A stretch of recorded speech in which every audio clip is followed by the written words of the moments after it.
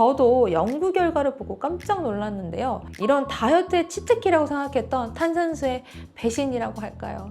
이럴 때 마음속으로는 이거 간헐적 단식이야. 그래서 간헐적 단식 중에 한 끼 잘 먹는 거야 하시는데 이거는 간헐적 폭식이지 간헐적 단식이 아닙니다.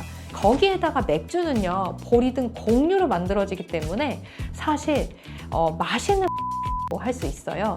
맥주, 막걸리는 믹서기에다가요, 물을 좀 넣고요, 쫙 갈아서 쭉쭉쭉 드시는 것 같습니다. 사실 살이 안 빠지고 요요 현상이 반복된다는 것은 다이어트를 잘못하고 있다, 방법이 틀렸다, 이렇게 볼 수 있습니다. 그렇다면 어떻게 해야 잘하는 다이어트인지, 과거에 제가 또 100kg였잖아요. 그때는 정말 다이어트를 해도 살이 정말 잘 안 빠지는 거예요. 그래서 과거에 제가 어떤 식으로 생활을 했는지 좀 자세히 들여다봤거든요. 근데 다이어트인 줄 알고 했던, 다이어트에 실패하는 의외의 이유 7가지를 제가 딱 찾았어요. 실제로 다이어트 하시는 분들 질문에도 꼭 들어있는 것들이었는데요. 저도 이걸 고쳤더니 살이 쭉쭉 빠졌거든요. 과거에 100kg였던 동그리 닥터벨이 과연 어떤 문제가 있었는지 하나하나 짚어볼게요. 첫 번째, 물 대신 마시는 탄산수입니다. 과거에 저 닥터벨은요, 100kg 나갈 때 식사를 한 후에는 꼭 탄산수로 쫙 마무리했어요. 사실 저는 물은 잘 안 마시고, 제가 사실은 탄산수보다 탄산 음료를 좋아했는데요. 그래도 나름 다이어트다 보니 탄산 음료는 왠지 살이 찌겠구나 싶어서 이를 탄산수로 바꿔서 마시면 살이 덜 찌지 않을까 하면서 탄산수로 바꿔서 엄청 마셨어요. 그래서 제가 이 물보다는 탄산수를 많이 마셨던 습관, 과연 잘못된 습관이었을까요? 탄산수 열량은 0kcal로 다이어터들에겐 인기가 정말 많죠. 탄산음료가 당길 때 이 탄산수를 시원하게 해서 탁 타서 마시면 섭취 열량도 줄일 수 있는 거는 참 맞아요. 근데 탄산수를 어느 정도 마시는 것까지는 포만감을 좀 줄 수도 있고 도움이 되실 수 있습니다. 하지만 탄산수를 너무 자주 습관적으로 계속 마시는 건 다이어트를 오히려 방해할 수 있습니다. 그 이유는요, 탄산수를 계속 물 대신 마시게 되면 우리 위장에 이런 관략근들이 작동을 못하게 해요. 우리가 음식을 딱 먹으면 위장에 쌓이게 되는데요, 위가 이렇게 있으면 거기에 3분의 2 정도의 지점에 딱 음식이 차야 포만감을 느끼게 하거든요. 이걸 저는 포만감 버튼이라고 부르는데요. 이 포만감 버튼이 딱 눌려야 렙틴이라고 하는 배불러 느끼게 하는 호르몬이 나오면서 음식을 그만 먹을 수 있게 합니다. 하지만 위장 간의 관략근이 탄산수의 자극으로 이렇게 열려 있다고 생각을 해보면요, 이 들어온 음식물이 위장에 머무르지 못하고 바로 쑥 지나가 버리게 되겠죠. 그러면 이 포만감 버튼을 못 누르게 되겠죠. 그렇다면 이 렙틴 호르몬이 나오지 못해서 식욕 조절에 실패할 수 있습니다. 그러면 식욕을 제어하지 못하니까 또 이런 살을 빼는 다이어트에 실패할 가능성이 높아지게 되죠. 또한 탄산수에 들어있는 탄산은요, 식욕을 높이는 호르몬인 그렐린 분비를 높여 배고픔을 더 자주 많이 느끼게 할 수도 있다고 합니다. 실제 탄산수가 그렐린 분비를 촉진한다는 연구 결과가 있었는데요. 2017년 연구에서는요, 건강한 청년 20명을 세 그룹으로 딱 나눠서요, 아침 식사를 한 1시간 후에 탄산수를 마시게 한 그룹이 있었고요, 탄산이 없는 음료를 마시게 한 그룹이 있었고요, 수돗물을 마시게 한 그룹이 있었습니다. 그런 후에 혈중 그렐린 수치가 얼마나 올라가는지 측정을 한 실험이 있었거든요. 그 결과 탄산수를 마신 사람의 그렐린 수치가요, 탄산이 없는 음료를 마신 사람보다 3배나 높았고요, 그리고 수돗물을 마신 사람보다는 무려 6배나 높았다고 합니다. 저도 연구 결과를 보고 깜짝 놀랐는데요. 이런 다이어트의 치트키라고 생각했던 탄산수의 배신이라고 할까요? 너무 마음이 아픈데요. 정말 살 빼려고 애써 마셨던 탄산수가 오히려 비만을 부르는 습관일 수가 있다는 거죠. 또한 탄산수를 습관적으로 마시면요, 건강을 해칠 수도 있습니다. 우선 탄산수는요, 치아를 녹일 수 있어요. 탄산수는 물에 이산화탄소를 주입한 건데요. 이는 폐하 3에서 4 정도의 수치에 약산성을 띠게 됩니다. 폐하는요, 바로 수소이온 농도를 가르치는데요. 숫자가 1에 가까울수록 산성도가 강하다는 뜻입니다. 치아의 가장 바깥층인 범량질은요, 폐하가 5.5 이하만 돼도 손상이 될 수 있어요. 이 범량질의 칼슘과 인산염 분자가 치아에서 빠져나와 작은 구멍을 송송송 만들기 때문인데요. 실제로 치아를 탄산수에 약 30분 정도 담갔더니 이 범량질이 다 부식됐다고 하는 영국의 한 치과대학 연구가 있었습니다. 특히 레몬, 라임 등의 시트러스 향이 첨가된 탄산수는요, 이 향을 더하기 위해서 시트르산을 첨가하곤 하는데요. 이는 산성도를 더 높여서 우리 치아 모식을 가속화할 수 있거든요. 그렇기 때문에 이런 향이 들어간 탄산수는 사실 피해 주시는 게 좋고요. 혹시 꼭 드시고 싶다고 하시면 얼른 드시고 우리 맹물로 양치해 주시는 거 꼭 중요하게 챙겨주세요. 다음으로 위벽이 약하거나 위산 분비량이 많은 분들도 조심하셔야 됩니다. 이 약산성인 탄산수를 마시면 위에 부담이 갈 수 있고요. 이 위식도 관략근의 기능이 떨어질 수 있어요. 그러면 관략근이 살짝 열릴 수 있다고 말씀드렸죠.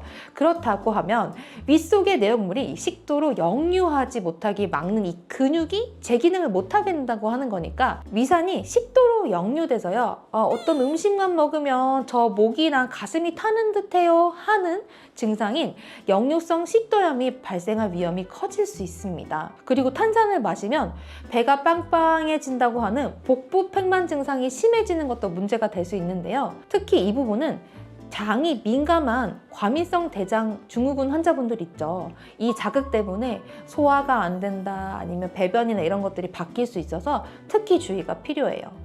다음으로는 많은 분들이 궁금해하시는 이 제로 음료를 마시는 겁니다. 다이어트를 위해서 비싸게 주고 마시는 이 제로 음료가 오히려 다이어트를 망칠 수 있습니다. 요즘 제로 콜라뿐만 아니라 제가 예전에 너무 좋아했던 환타, 밀키스, 맥콜, 거기에다 그냥 음료인 틸론티 등등 다 제가 좋아했던 모든 음료들이 제로로 나오고 있더라고요. 제로 음료는 이 설탕 대신에 인공 감미료를 사용해서 단맛을 대체를 한 건데요. 이런 류에 많이 쓰이는 것 중에 하나가 바로 아스파탐입니다. 설탕과 같은 양으로 비교했을 때요, 이 아스파탐은 설탕의 약 200배 정도의 단맛을 만든다고 해요. 그렇기 때문에 설탕 사용량을 200분의 1로 줄여준다 라고 해서 실제 칼로리는 같은 단맛을 내는데 한 1에서 2칼로리로 줄일 수 있다고 합니다. 하지만 칼로리가 0으로 없는 건 아니죠. 그렇기 때문에 이 제로 음료는 실제로 0칼로리는 사실은 아닙니다. 식품 광고 표시법에 따라서 5kcal 미만인 경우는요, 이 0칼로리로 표시할 수 있기 때문에 이런 제로 제품들이 사실은 5kcal 미만으로 아주 작은 칼로리를 갖고 있기는 합니다. 하지만 이런 칼로리는요, 다이어트 시에 무시할 수 있는 정도로 작은 칼로리긴 하는데요. 그렇기 때문에 당연히 설탕이 들어있는 음료를 막 마시는 것보다는 이를 제로 음료로 대체해 주시는 것이 다이어트의 일부분은 도움이 될 수는 있습니다. 하지만 제가 앞서서 말씀드렸죠, 이 제로 음료를 다이어트 할 때 마음껏 드시면 오히려 다이어트를 망칠 수 있다고요. 그 이유는 한 연구에서는요, 제로 콜라를 매일 먹는 사람은 전혀 먹지 않는 사람에 비해서 이 복부 비만이 될 위험이 1.5배나 증가했다고 합니다. 근데 그게 왜 그럴지에 대해서 가만히 생각해 보면 크게 두 가지 이유가 있을 수 있어요. 그런데 칼로리도 많지 않고 사실 무시할 정도라고 하는데 왜 이 제로 음료가 살을 찌게 했을까요? 그 이유는 크게 두 가지로 나눠서 생각해 볼 수 있습니다. 첫 번째로는 우리가 제로 음료를 마셔도 단맛을 머릿속으로 느끼게 되잖아요. 그러면 이 단맛 때문에 반사적으로 인슐린 분비가 조금은 분비될 가능성이 있습니다. 그때 혈당이 살짝 떨어지면서 식욕이 증가할 가능성이 있어요. 또 제로 음료는 우리 뇌에서 단맛을 느끼지만 그만큼의 열량은 높지 않았잖아요. 그렇기 때문에 혈당 수치는 당연히 그대로였겠죠. 그러면 우리 몸은 당황하게 됩니다. 어머, 이게 뭐야? 그러면 왜 혈당이 오르지 않았을까? 이렇게 신체 대사가 교란될 수 있는 거죠. 즉 단맛을 느꼈다면 혈당이 상승되도록 우리 몸의 시스템이 맞춰져 있는데요. 이 혈당 상승이 없으니 우리 몸에서는 당에 대한 갈망을 더 높여서 결국 탄수화물 섭취로 이어지는 경우가 많다고 합니다. 이런 경우들 저는 사실은 패스트푸드점 갔을 때 많이 겪었거든요. 우리가 더블 치즈버거 딱 시켰어요. 그러면 마음의 양심상 뭘 시키죠? 바로 제로콕 주세요 하잖아요. 그 다음에 사실 이게 세트로 이렇게 나오다 보면 감자튀김 살짝 나올 때가 있죠. 그러면 실컷 먹다가 이게 뭔가 아쉬운 느낌이 들면서 눈앞에 있는 감자튀김까지 못 참아서 드셔보신 분들 분명히 있으시죠. 저 같은 분들 정말 많으실 텐데요. 이런 경우는 사실 다이어트 실패죠, 실패. 살이 찔 수밖에 없습니다. 두 번째, 내 입맛이 단맛에 적응이 되어 있는 상태로 살다 보면요. 결국 다른 더 달달한 음식도 먹게 된다는 겁니다. 단맛을 사실 확실히 끊어내면요. 미각이 회복되고 예민해지면서 우리가 먹는 현미밥, 이런 야채들이 달달하게 느껴집니다. 제로 음료의 인공적인 단맛은 워낙 강하기 때문에 이런 단맛에 익숙하게 되면 천연 단맛으로는 충족이 되지 않습니다. 결국 다이어트가 끝났다 생각하면 쨍한 단맛을 찾아 헤매게 되죠. 그렇다면 뭐냐? 단순당이 많이 들어있는 빵, 떡, 면 등의 정제 탄수화물이나 초가공식품을 찾아서 먹게 됩니다. 실제로 2013년 임상 내분비 대사 학회지에 실린 연구 결과에 따르면 아스파탐과 같은 인공 감미료가 신진대사와 배고픔에 영향을 미치기 때문에 체중 증가를 촉진하고 만성질환의 위험을 증가시키는 등의 부작용이 있다는 내용들이 있었어요. 그 밖에도 이런 인공 감미료는요, 만성염증을 높이고요, 장에 있는 장내 미생물에 부정적인 영향을 미칠 뿐만이 아니라 거기에다 인슐린 저항성을 높여서 당뇨 발병까지도 영향을 준다고 합니다. 실제 연구를 살펴보면요, 미국 심장협회 저널인 스트로크에 발표된 2017년 연구에 따르면 제로 음료에 들어있는 인공 감미료는 심장병과 뇌졸중, 치매 등 만성질환에 걸릴 위험을 높일 수 있다고 합니다. 2019년에 발표된 또 다른 연구에서는요, 다이어트 탄산음료에 들어있는 인공 감미료가 장 건강에 부정적인 영향을 미치고 비만과 당뇨병, 대사증후군의 위험을 증가시키는 걸로 밝혀졌습니다. 하지만 이렇게 나쁜 제로 음료라도 정말 포기할 수 없는 분들 분명히 있으시죠. 사실 제로 음료도 다이어트 시에는 마시지 않는 것이 가장 좋긴 합니다. 하지만 탄산음료를 바로 포기 못 하시겠다면 이 제로 음료로 가름하는 이행기를 가진 후에 깨끗한 물로 바꾸는 시간을 갖는 것도 차선책이 될 수는 있거든요. 그럼 이런 이행기 때 섭취가 허용되는 제로 음료 양은 어느 정도일까요? FDA는 아스파탐의 1일 허용 섭취량을 체중 1kg당 50mg으로 정했는데요. 이 기준대로라면 체중이 약 60kg 정도인 사람의 경우 약 12캔 정도의 제로 음료를 섭취해도 안전하다는 계산이 나옵니다. 하지만 하루 12캔의 다이어트 콜라를 마시는 거는 콜라를 정말 좋아하는 사람의 경우에도 사실 양이 과도하게 많긴 하죠. 꼭 드시고 싶다면요, 이 이행기 때는 하루에 2캔 이하로 드실 것을 추천해요. 하지만 앞서 설명드린 대로 설탕 음료보다는 제로 음료가 나올 수 있지만 점점 줄여서 맹물을 마실 수 있는 것이 가장 좋다는 거 꼭 기억하시고요. 그런데 원장님, 저는 맹물 비린내 나서 못 먹어요, 맛없어요 하시는 분들 정말 많으신데요. 이런 인공 감미료가 아니더라도 맛있게 물을 마실 수 있는 방법이 있거든요. 요즘 저는요, 이 시원한 냉수에 레몬을 짜서 먹기도 하고요, 이 애플 사이다 비니거, 사과 식초를 넣어서 마시니까 훨씬 맛이 있고 먹기가 수월하더라고요. 거기에 생강차나 계피차 등등 이 카페인이 없지만 다이어트에 도움이 되는 살 빠지는 차를 만들어 먹었더니 물 마심이 훨씬 편해지고 살 빠진 데 도움이 됐었습니다. 그리고 이 부분에 대해서는 제가 영상으로 이전 영상 준비했던 게 있거든요. 궁금하신 분들은 꼭 확인해 보시고요. 제로 음료 끊는 거 생각보다 쉽거든요. 꼭 도전해 보세요. 다음은 선식과 디톡스 주스가 우리 다이어트를 망칠 수 있다는 겁니다. 선식과 디톡스 주스는 사실 가장 나쁜 당이에요. 그 이유는 다이어트에 가장 안 좋은 식품이 바로 단순당과 정제곡물이라고 말씀드렸죠. 하지만 더 나쁜 게 있는데요. 바로 이것들을 액체로 먹는 겁니다. 액상과당이 많이 들어있는 콜라나 사이다 그리고 주스와 같은 것들은 이 혈당을 굉장히 빠르게 올립니다. 근데 우리가 다이어트인지 알고 먹었던 이런 선식, 디톡스 주스도 콜라, 사이다와 마찬가지로 이런 혈당을 빠르게 올릴 수 있어요. 선식, 그러니까 탄수화물을 갈아서 물에 타서 마시는 거죠. 즉 밥을 갈아서 먹는 거와 같은데요. 제가 이전 영상에서 다이어트에서 죽 등의 유동식이 좋지 않다고 말씀드렸죠. 그 이유는 분해되는 시간이 없기 때문에 혈당을 빨리 올려버려요. 이 선식도 마찬가지겠죠. 곡류를 곱게 갈아서요 물에 타서 마시는 거잖아요. 그러니까 죽을 갈아서 밥을 갈아서 마시는 거와 같습니다.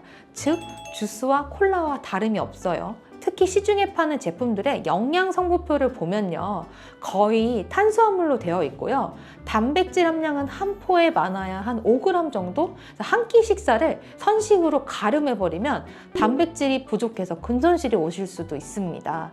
우리가 맨밥 먹으면서 다이어트 한다 기대하면 안 되겠죠. 또한 살도 빼주고 우리 몸을 깨끗하게 해준다고 해서 붙여진 이 디톡스 주스도 잘못 만들어서 먹게 되면 마찬가지인 경우가 많습니다. 이 다이어트를 실패하게 만드는 디톡스 주스, 어떤 주스인지 알려드릴게요. 첫 번째, 착즙 주스입니다. 이건 그냥 설탕물이에요. 야채, 과일이 다이어트에 효과가 있는 건 식이섬유 덕분인데요. 이게 하나도 없어지니까 미네랄, 비타민이 있다곤 해도 과당만 마셔서 혈당을 빠르게 올리기 때문에 다이어트를 망칠 수 있습니다. 두 번째로는 달달한 과일이 많이 들어간 디톡스 주스예요. 아무래도 야채가 갈아지면 비려지기도 하고 풀내도 나잖아요. 그리고 맛도 없다 보니까 이 달달한 과일들을 넣어서 맛을 내는 경우가 많습니다. 이럴 경우에는 당연히 과당이 높아지면서 다이어트에 방해가 될 수밖에 없죠. 이거는 디톡스라기보다는 그냥 과일 주스인 경우가 많아요. 세 번째, 설탕이 첨가된 경우입니다. 거기에 꿀, 메이플 시럽 등등 설탕의 다른 말들인 이 당덩어리를 추가해서 드시면 다이어트는 안녕히 계세요, 여러분. 하지만 디톡스 주스 꼭 드시고 싶으신 분들 있으시죠? 그런 분들을 위해서 가이드를 몇 개 드리면요. 파이토케미컬이 많은 껍질을 포함한 채로 야채가 많이 들어있고요. 당이 적은 과일을 첨가해서 직접 갈아서 드실 것을 추천합니다. 하지만 시간이 없어서 사 먹을 때가 있죠. 이럴 때에는 설탕 시럽을 빼고 안에 들어가 있는 야채, 과일을 확인을 꼭 하고요. 착즙이 된 거는 꼭 피해 주시는 게 좋습니다. 다이어트뿐만 아니라 평생 그동안에 내 췌장에서 나온 또 내가 투여받은 인슐린의 총량이 나의 생물학적 노화, 나이와 어느 정도는 비례한다고 하는데요. 그럼 탄수화물의 과잉이나 또는 정제 탄수화물, 단순당 이런 것들에 계속 노출이 되면 다이어트를 망칠 뿐만이 아니라 남들보다 노화 속도를 올려서 빨리 늙을 수 있다는 거 꼭 기억해 주세요. 다음은 탄수화물을 초절식하는 경우입니다. 탄수화물이 살찐다고 해서 과거에 저도요, 탄수화물을 아예 끊으려고 밥뿐만이 아니라 일명 볶기라고 하잖아요. 무탄수화물 정도로 탄수화물을 극단적으로 줄인 적이 있었어요. 이것도 사실 다이어트를 망칠 수 있습니다. 탄수화물, 특히 정제 탄수화물의 수치를 좀 줄여서 저장 호르몬인 인슐린의 분비를 낮추게 되면 우리 몸의 혈당 반응이 좀 완만해지게 되죠. 짧은 시간에 혈당이 빠르게 오르면 그만큼 빠르게 지방으로 저장이 되니까 이걸 완만하게 만들어서 최대한 근육이 사용하게 하자, 이런 건데요. 그럼 탄수화물을 아예 안 먹어야겠다는 과거에 저 같은 분들이 분명히 있을 텐데요. 그러신 분들은 다이어트에 실패할 확률도 높아질 수 있어요. 그 이유는요, 한국 사람들은 식단 중 탄수화물을 50에서 60% 정도를 먹는데요. 너무 줄여버리면 뇌의 스트레스 레벨이 엄청나게 올라갑니다. 이럴 때 스트레스가 높아지면요, 당에 대한 갈망이 더 올라와요. 그래서 우리가 아침, 점심 때 나름 탄수화물을 안 먹으려고 야채나 단백질 위주로 섭취하고 나면 우리 몸이 막 긴장을 하게 돼요. 그럼 저녁에 같은 회식을 하더라도 건강한 식단을 찾아 먹기보다는 기름지고 거하게 먹을 수 있는 식당을 찾아가게 됩니다. 우리 몸에서 익숙하게 먹었던 탄수화물을 엄청나게 요구하기 때문인데요. 탄수화물은 우리 몸에서 아주 쉽게 에너지로 쓸 수 있는 가장 중요한 에너지원이에요. 그런데 이 탄수화물을 극단적으로 먹지 않는다 하면 어떤 일이 벌어질까요? 뇌와 심장은 포도당을 쓸 수밖에 없거든요. 그런데 뇌와 심장을 멈추면 사람이 죽잖아요. 그래서 포도당을 극단적으로 줄이면 에너지원으로 쓸 게 부족해지기 때문에 그럼 어떤 걸 써야 하느냐? 지방을 써야 됩니다. 근데 지방은 원래 마지막까지 저장해 놓은 에너지원으로 아주 쉽게 분해되는 에너지원이 아니에요. 그렇다면은 이 부족한 에너지원을 만회하기 위해서 이 근육을 깰 수밖에 없는 거죠. 이렇게 되면 근감소증이 오니까 근육이 또 줄어들면서 기초대사량이 줄고 결국은 기초대사량이 주니까 살이 자꾸 찔 수 있는 체질로 바뀌게 됩니다. 그리고 인슐린이 아예 없잖아요. 그러면 근육이 안 붙어요. 보디빌더 중에서 인슐린 주사를 하고 근육을 만들었다 이런 이야기가 있는 이유가요. 인슐린은 굉장히 강한 동화작용으로 근생성 효과가 있어요. 즉 인슐린이 없으면 근육을 만들기가 쉽지 않죠. 인슐린이 혈당만 낮추는 게 아니고요. 이 혈당을 낮춰서 지방만 또 찌우는 게 아니고 이 근육 생성 및 근육이 손실되지 않도록 방어하는 역할까지도 합니다. 하지만 이 인슐린을 꼭 분비해야 해. 그래야 근육이 생긴대 하면서 탄수화물을 막 많이 드실 필요는 없고요. 어떻게 드셔야 되는지 딱 알려드릴게요. 설탕이나 과당이 먹고 나면 피 속의 혈당을 빨리 높아지게 하기 때문에 이런 혈당을 천천히 높여주는 탄수화물을 적당히 드셔야 되는데요. 과연 뭐가 있을까요? 천천히 혈당을 높이는 것은 바로 통곡물입니다. 흰빵보다는 호밀빵이나 통밀빵인 거죠. 잡곡에 있는 식이섬유는요, 혈당의 흡수 속도를 낮춰주게 합니다. 그렇기 때문에 비정제 탄수화물을 꼭 챙겨 드셔주시는 것이 필요합니다. 우리 몸에서 필요한 필수 당질의 양은요 100g 정도라고 해요. 다이어트 하려고 탄수화물을 줄였는데 살이 더 이상 안 빠져요 하시는 분들 간혹 있으신데요. 그때는 탄수화물 너무 적게 드셔서일 수 있습니다. 탄수화물 섭취가 너무 적으면요 기초대사도 떨어지고 기운이 없어지면서 활동대사량도 떨어질 수 있어요. 그런데 이럴 때는 섭취 당질의 양을 늘려보시면 살이 더 잘 빠질 수 있습니다. 우리가 당질을 늘리면요 기운도 나면서 활동량을 늘릴 수도 있고요 기초대사량도 회복이 되기 때문에 살이 더 잘 빠질 수 있어요. 다음으로는 0칼로리라고 안심하고 한꺼번에 많이 먹는 습관입니다.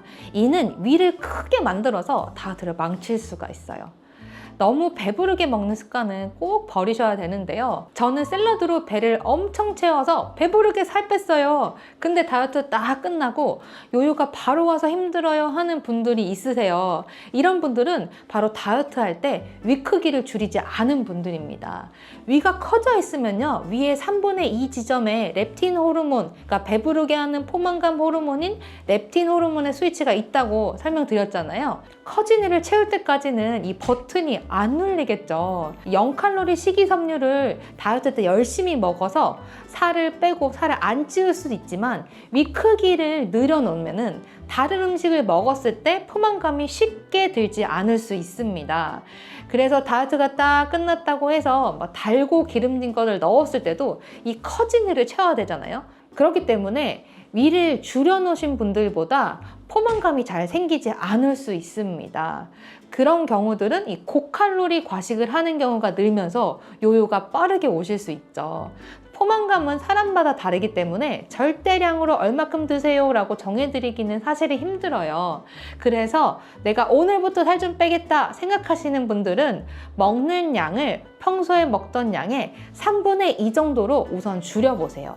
그러면 늦어도 한 일주일 내에 대부분의 위가 좀 이렇게 줄어들거든요. 그리고 배는 안 고픈데 조금은 아쉽다 할 정도로 먹었다 싶을 때 과감하게 숟가락을 딱 놓으시면 위 크기 줄여서 요요 없는 다이어트 하실 수 있어요. 다음은 종일 참다가 야식으로 식사하시고 거기에다가 못 참고 음주까지 하시는 분들입니다. 밖에서는 샌드위치, 식단 등으로 간편하게 다이어트 식단 하시다가 퇴근하고 집에 와서는 참다가 도저히 안 되겠다 하시면서 야식으로 식사를 잔뜩 먹어버리시는 분들 있어요. 거기에다가 이렇게 먹은 김에 에라 나도 모르겠다, 맥주 한 잔만 더 할까? 맥주 딱 한 캔이야 하시면서 이게 힐링이지 하시는 분들, 이거 난데 하시는 분들 정말 많으시죠. 저도 100kg 때 그랬거든요. 이럴 때 마음속으로는 이거 간헐적 단식이야, 그래서 간헐적 단식 중에 한 끼 잘 먹는 거야 하시는데 이거는 간헐적 폭식이지 간헐적 단식이 아닙니다. 이러신 분들은 당연히 살 뺄 수 없어요. 일단 야식을 하면요, 우리 몸에서는 낮이다, 깨어있다 라고 생각을 합니다. 그래서 밤에 증가해야 하는 수면을 유도하는 이 멜라토닌이라는 호르몬이 감소하게 됩니다. 그렇다면 잠자는 데 문제가 생기겠죠. 반대로 식욕을 억제하는 렙틴 호르몬은 줄어들 수밖에 없고요. 계속 우리가 깨어있으면서 또 뭘 먹는 거잖아요. 그러니까 식욕을 촉진하는 그렐린 호르몬은 증가하게 되거든요. 그래서 야식이야말로 다이어트에 실패하는 가장 큰 원인입니다. 그리고 또 뭐가 있나요? 치킨에 착 시원한 맥주 있죠. 생각만 해도 기분이 좋아지지 않나요?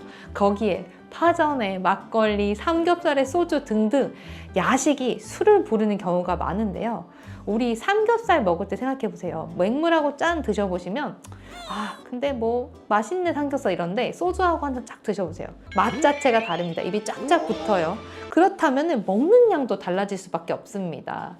거기에다가 일단 소주를 마시고 나면요, 삼겹살이 쫙쫙 달라붙으면서 다음 소주를 또 부릅니다. 그러면 또 마시면 국물도 먹고 싶죠, 짭짤한 거. 그럼 탕 하나 끓일까 하다가 라면 하나 보글보글 끓이면서, 그러다 마지막에는 요즘 그 유행하는 뭐죠? 저도 얼마 전에 친구들하고 술 한잔 하면서 시켰는데 요화정 시켜라, 아이스크림 시켜라 이렇게 되죠. 거기에다가 뭐 이거 다이어트니까 뭐 요거트잖아, 토핑 얹어, 초콜릿 얹이다 보면 그날 다이어트는 끝나는 겁니다. 이같이 술은요, 비만의 주요 원인이에요. 술을 마시면 체내로 들어온 알코올의 대부분은 소장, 일부는 위에서 흡수가 됩니다. 이렇게 혈액내로 들어온 알코올은요, 간에서 대사되고요, 1g당 약 7kcal 열량을 발생시키면서 에너지원으로 소모됩니다. 그런데 술이랑 음식이 같이 들어오면요, 술을 먼저 분해해요. 그래서 안주로 들어온 맛있는 탄수화물, 지방 있잖아요. 이것들은 다 어떻게 되느냐? 우리 뱃속에 지방으로 다 저장이 됩니다. 또한 이 알코올은요, 중추신경을 마비를 시켜요. 그래서 우리가 평소에 눌려져 있던 갈막을 폭발시킵니다. 야, 안주 먹어! 이게 먹고 재밌게 살자! 이렇게 하게 안주 섭취를 높이고요. 그렇기 때문에 비만, 체중 증가의 원인으로 될 수밖에 없죠. 거기에 술을 0칼로리라고 알고 계시는 분들이 있어요. 근데 술도 열량이 있습니다. 맥주의 경우는요, 100g당 36에서 44.6kcal 정도가 됩니다. 거기에다가 맥주는요, 보리등 곡류로 만들어지기 때문에 사실 맛있는 빵이라고 할 수 있어요. 즉 탄수화물 함량도 높기 때문에 맥주, 막걸리는 믹서기에다가요, 물을 좀 넣고요, 빵을 쫙 갈아서 쭉쭉쭉 드시는 것 같습니다. 살이 얼마나 찌겠어요. 그 이외에도 뭐 백포도주, 적포도주, 소주, 사케, 보드카, 위스키 등등 이렇게 100g당 칼로리 이렇게 알 수 있는데요. 도수가 올라갈수록 칼로리가 높아지므로 사실 다이어트 시에는 금주하시는 게 필수긴 합니다. 참고로 술 먹으면 잘 주무신다고 하시는 분들도 있는데요. 사실 수면은 두 가지, 잠의 시작, 입면과 수면 유지 두 가지가 있어요.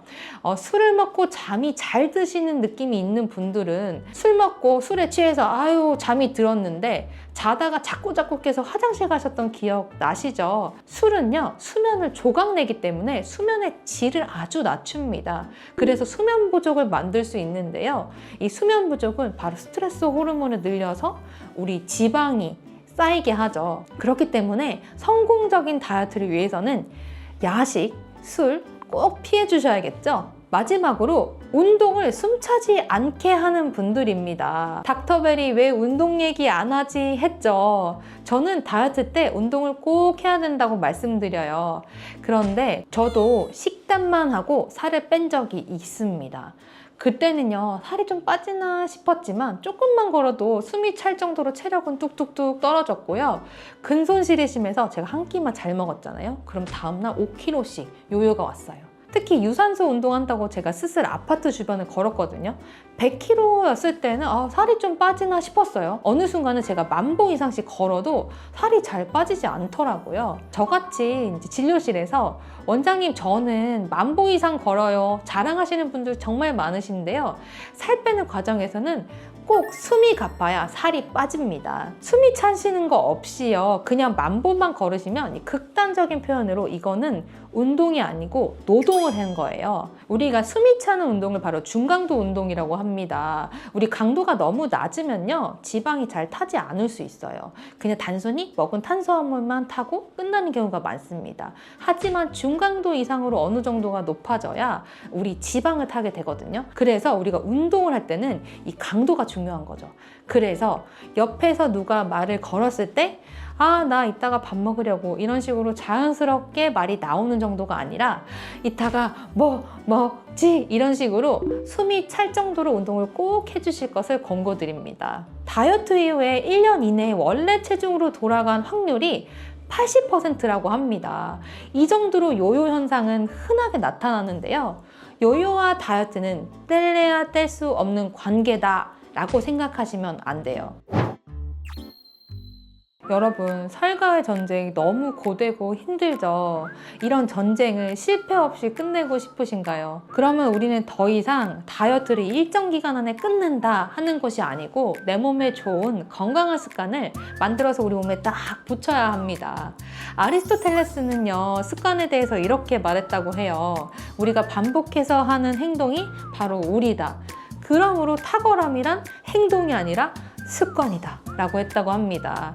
우리 배드님들은 이 영상을 보는 그 순간부터 제가 오늘 알려드린 다이어트 실패하는 7가지 이유가 스스로한테 있는지 딱 찾아보시고요. 이를 꼭 좋은 습관으로 바꿔주세요. 이런 좋은 습관을요, 자주 반복해 주시면요, 우리는 어느새 멋지고 건강함에 있어 탁월함을 보이는 내가 자신이 되어 있을 겁니다. 그럼 다음 시간에도 살 빠지는 좋은 습관을 알려드릴 수 있게 열심히 준비해서 돌아올게요. 구독, 알림 설정 많이 해서 다음 좋은 습관 놓치지 마시고요. 우리는 또 만나요. 안녕.